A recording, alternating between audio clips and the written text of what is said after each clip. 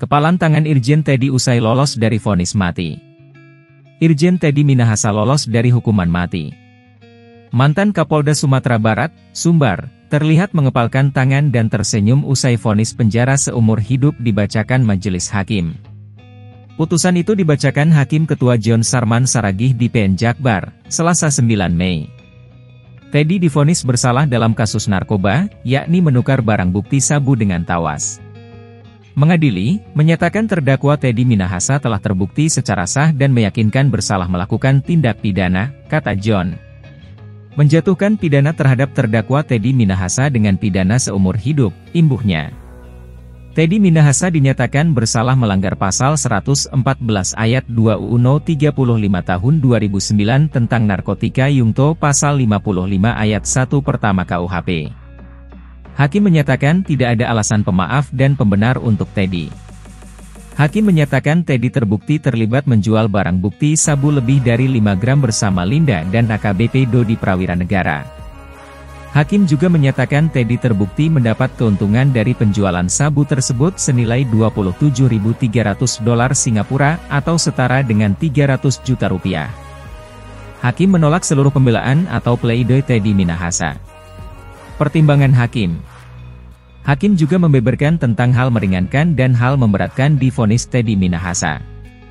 Salah satu hal yang meringankan vonis adalah Teddy telah mengabdi di institusi kepolisian selama kurang lebih 30 tahun. Hal meringankan, terdakwa telah mengabdi kepada negara di institusi Polri selama lebih kurang 30 tahun, John. Hakim John menyebut Teddy juga banyak mendapat penghargaan dari negara selama menjabat di Polri. Selain itu, Hakim menyebut Teddy belum pernah dihukum. Terdakwa belum pernah dihukum, kata Hakim. Terdakwa banyak mendapat penghargaan dari negara, imbuhnya. Sementara itu, hal yang memberatkan vonis Teddy yaitu tidak mengakui perbuatannya dan berbelit-belit saat memberikan keterangan di persidangan. Hal yang memberatkan terdakwa tidak mengakui perbuatannya.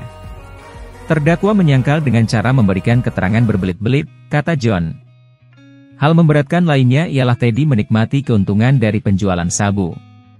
Hakim mengatakan Teddy sebagai Kapolda Sumbar seharusnya menjadi garda terdepan dalam pemberantasan narkotika, bukan malah terlibat.